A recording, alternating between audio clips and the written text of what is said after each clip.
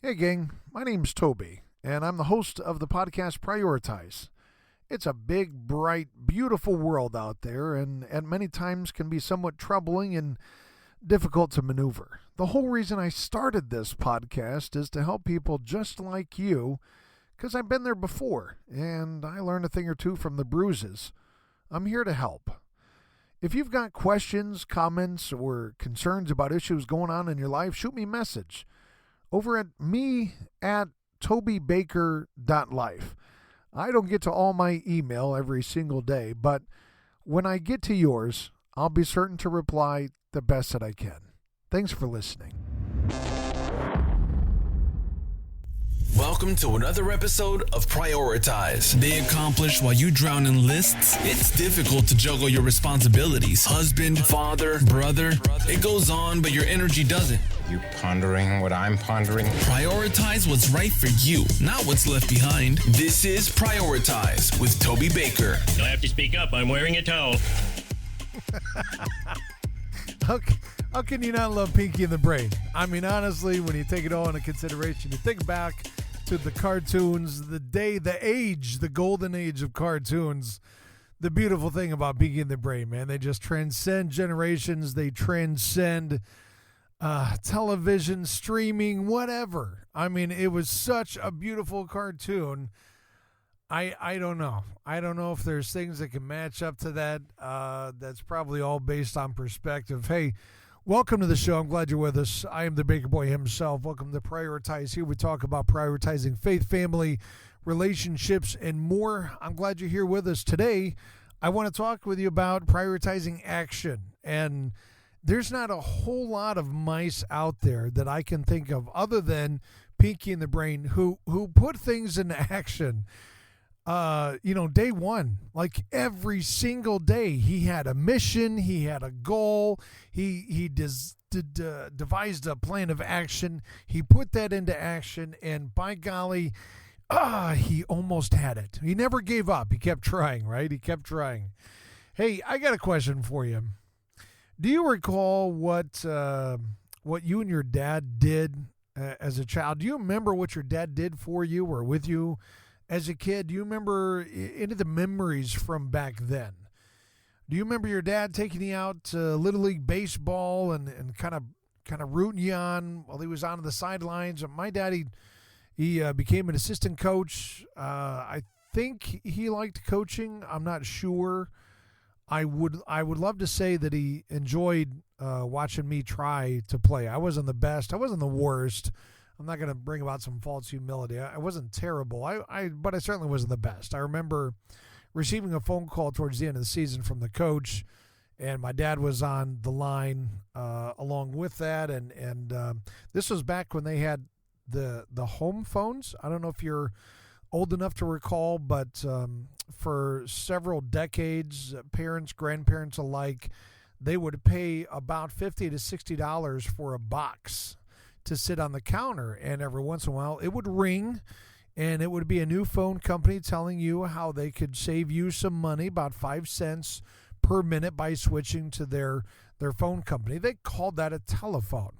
Anyway, I received a call on this so-called telephone, and I picked it up. It's the coach on the other side, and he says, "Hey, what do you think about coming out for the All-Star team?"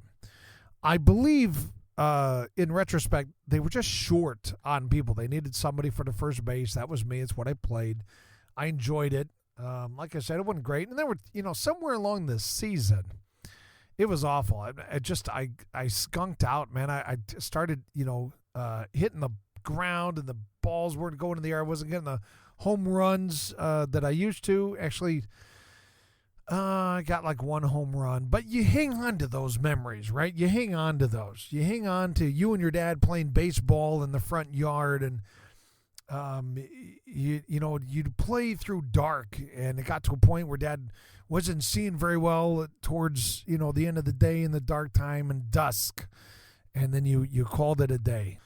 We call them Gramps and Pops. They put a basketball hoop in the driveway. They put it, cemented it and put it in. The grandpa built it, and they both put it up, and we would go out and shoot hoops for a little bit there in the driveway. Grandpa and built a swing set. They both put it in the ground, and I got to swing for, I don't know, a number of years as a kid. Dad loved going camping. Any chance that he could. We had a pop-up camper. Do they still make these? I don't even know if they still make these. Maybe they're in the antique section at the the Antique Roadshow or whatever, but they used to make these pop-up campers where it was great. It was great. If you've never talked to anybody who owned one, see, what happens is they buy the pop-up camper with visions of sugar plums dancing in their heads, and they know it's going to be fantastic because it's going to hook up to the hitch ever so easily. Everything is going to work perfect the first time out. They're going to get to the campsite, and the people are going to roll away their tents, and they're going to light up a runway for you to be able to bring your pop-up camper and be able to park it ever so easily. At least I think that's what the salesman sold Pops on with this pop-up camper. Because I've never seen the guy so excited. He threw us all, we had this huge boat. We had the biggest car I'd ever seen in my life. I think it was a Chevy Impala, and it measured about the length of our house at the time, maybe a little bit longer. And I think we had like a 2,500 square foot home or whatever. So a massive car. I mean, this thing was a beast. It was a beast of an automobile. I don't know if it was like a tanker and they decided to slap wheels on it, paint it blue, and say, hey, there's a Chevrolet Malibu. You can fit the whole family in there. He wasn't joking either. I'm talking about generations of family being able to fit inside the trunk. This was not your Lincoln Cadillac two and a half person trunk size. And don't ask me how I know about that number. You could fit literally the entire family inside the car. Anyway, that's what we had. He strapped the pop-up camper. We get to the campsite, and it would take him, I don't remember how long. I just remember we'd get to the campsite late at night. He would be popping up the camper, and then sometime mid-morning, I'm still waiting for the camper to be done, and we're ready to pull away. He's got to put it all back down, and off we go. So for some odd reason, he loved camping. I think maybe it's because when they would go on vacations, Grandpa Baker would throw them all in a car, and they would drive around for 3 months, and wherever they landed, that's where they camped. So I don't know. That's what he did. But that's one of the questions I got for you today. What do you remember about you and your dad doing together? What did he teach you in those things? And now here you are. You're a father. Maybe you're a struggling father like me, and you're trying to get it right, and then you get it wrong, and we get down on ourselves. Maybe you don't. Maybe you're a superhero. I get down on myself because I think, dang it, I should have said this, and I didn't. I should have turned left, and I turned right. I should have went high. I accidentally went low. I should have. There's probably something else I could have said that was more encouraging than what I was trying to. I should have just shut up. That's what I should have done. Just shut up and let the moment be. Instead, I ruined it with words, and I get down on myself. I don't know. Maybe that's not you. Maybe I'm alone on this, but something tells me I'm not alone. We try hard. We try so hard because we want this camping trip. We want the basketball hoop to be just so. We want to be able to spend the time out there with the hoops, and we put all this energy and effort and resources and money and time into setting up the hoop and setting up the swing set and setting up the baseball diamond in the backyard or the front yard. And we really honestly want to get to that with our kids, with our son. We want to go to the tea party with our daughter because she's having the Queen of England in, and she's going to be there 2:30 sharp. And by golly, if we are not there, we are going to be so embarrassing to our daughter, and we definitely don't want to do that. So we have to shut the door early to work, and we get another call, and we are certain that we could get out of that call. And the call takes longer than what we expected, and then it arises another issue in the plan and the paperwork and the business plan. And before we know it, we look up, we've missed the phone call. We missed the tea party. We missed the basketball game with our son on the new court that we spent all that time with because we were certain that the deal was going to close in time, and it didn't. We missed the program with our kids who had the lead role as the tree or as the speaker, as the whatever, the thespian. They had the lead role this time, and all they wanted was for us to be there and see them so that we could show the interest in them that we know that we have. It's just so difficult to get to. A little bit of lamenting here, I know, but bear with me for a minute because I've been there. I thought we were doing it right, and we'd get the door closed, we're on our way there, and one thing after another happens, and I miss the big game. I miss the opportunity with our kids. I'm here to tell you today, folks, don't beat yourself up over it too much. Don't do that. Don't do that to yourself. That's the enemy just confounding the guilt and the shame that is all undue and it's unnecessary. The fact of the matter is, you are probably beating yourself up way more than your child ever will. Children can be way more understanding than that for which we give them credit. Take a deep breath. It's not the end of the world. And we're going to put that behind us, and we're going to start our next day. We're going to start this day. We're going to start tomorrow. Wherever you are in your day, we're going to start now, and we're going to start anew. And here's how we're going to do it. We're going to focus. You know why? Because you win at the things on which you focus. Think about it for a second. If you are winning in your marriage, you think that's an accident? You think you just woke up one day and you and your wife have a spectacular marriage and you have absolutely no idea how it happened? You just, boom, there it is. I don't know. Well, this goes very well. No, I'm guessing, because I've had to do it, you are winning at your marriage because you've focused on it. You dated your wife intentionally. You brought her flowers. You brought her chocolates. You brought her favorite cappuccino. And that lets her know that she is on your mind. You took her hand. You kissed her. You touched her the right way. You spoke with her the right way, the way she yearns to be felt by you, the way she yearns to be talked with you, by you. You spent time beside her. You spent time with her. You prioritized her feelings, what she finds to be important. Maybe you didn't like looking at the hollyhocks in the backyard or going to the art show, but by golly, because it was important to her, it was important to you. You're winning with your money because you focused on it. You didn't just wake up one day and all of a sudden, hey, there's money in my account. The bills are all paid. Everything is going along smoothly. I got no idea. No.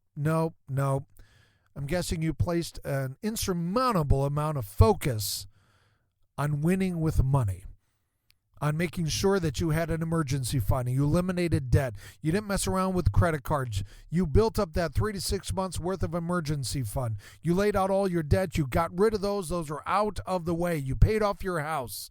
You were generous with your money because you know that generous people are attractive. You know that generosity breeds generosity.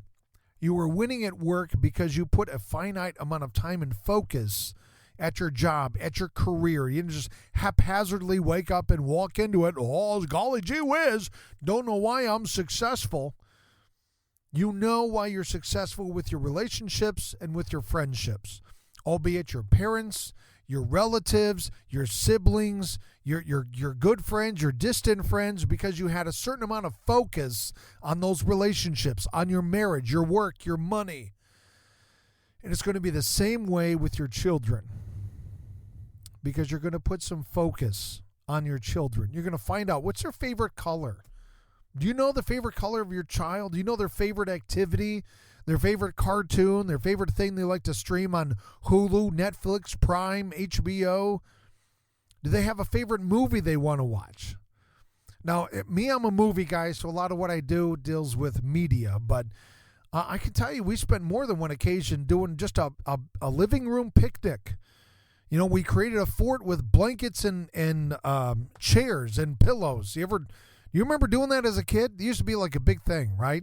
And you had to be quiet about it because you didn't want your parents to find out that you were screwing up grandma's furniture and mom's antiques, and you're pulling it all together with blankets. And then you get down there on your elbows, and you're sneaking the Doritos, and you're watching something that was totally wholesome. And the next thing you know, Dad walks in like, oh, your mom's going to kill you. She finds out you mess around with the designer sheets and a blanket. Is that your mom's china? Put the china back in.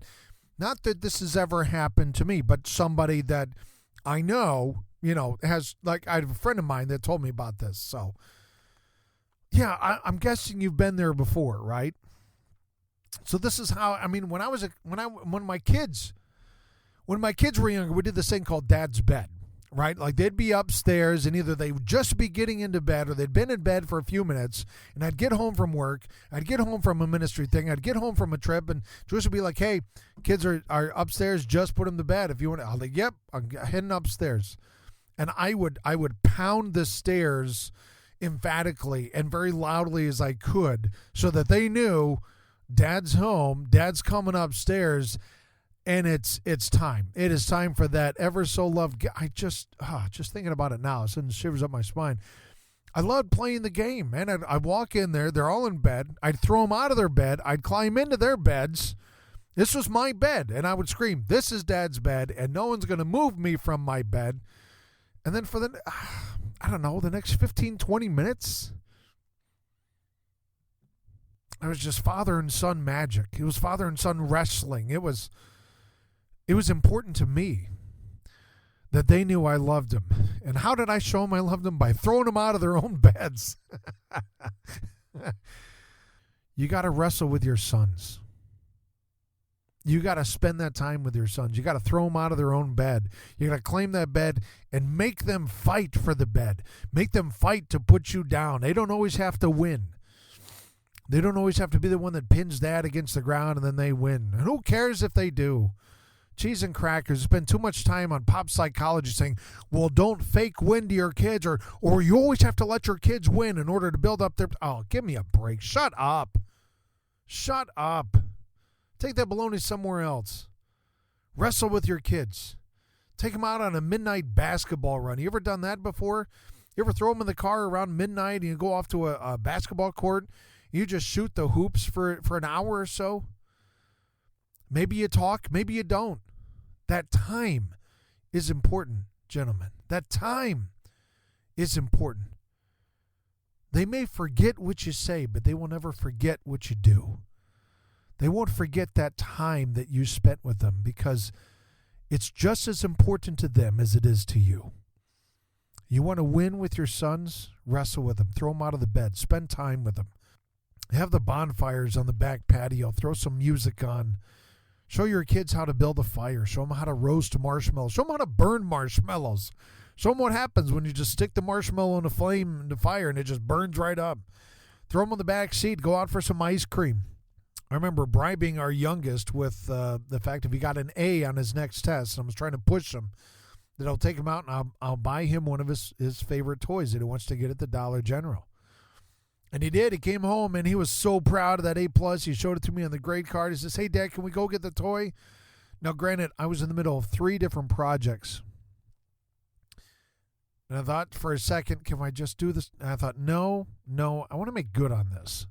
And the projects can wait. All of the hassles would be there upon our return. And so my son and I, we walked. I almost drove, but I thought, no, man, let's stretch this out a little bit. Let's go walk. So we walked a few blocks down to the Dollar General, and he got to pick out his toy that he really wanted and that he earned, that I promised him. Oh, my word. You never seen a bigger smile on a young man. It was fantastic. It was worth every penny. Do that with your kid. This last spring break, it's his senior year. He's done. He is so done. We didn't really go anywhere, and I'm trying to rack my brain thinking, what can we do here for spring break? Well, he had been talking about a book that he's got in his head. He's so creative, man. He's a magnificent guy. He's so creative. He's got a book in his head. He like me, has such hard time finding the discipline to sit down and write. So I brought him out to my office. We throw on, do you know about this? They got DJs on YouTube that just spin tracks for like an hour. I didn't know about this. This is news to Toby. I'm so behind. Oh, this is very embarrassing. So I threw on the tunage. I asked him. I don't know why he declined. I asked him, you want some bubbly water? No. You want some espresso? No. You want some orange tea? No. Okay. All right. Grab your stuff. So we went up to the office, and for the next hour and a half, we're just writing. We're just writing. So I got to write with my son. I think it's the first time ever. And he thanked me for it afterward. Can you believe that? Can you believe if you do your work next to your boys, I wonder, would they thank you? Would they thank you for that afterward? Think back to the movie, The Greatest Game Ever Played. Do you remember that? With Shia LaBeouf, and he played the part of Francis Ouimet, and he's playing golf, and his dad keeps telling him, no, this is foolish game. You need to stop this. You need to stop all this. And at the very end, he wins or gets second place or something, and he's like, no, give the money to his caddy, and his dad is there. Do you remember this moment? Oh my gosh, it was.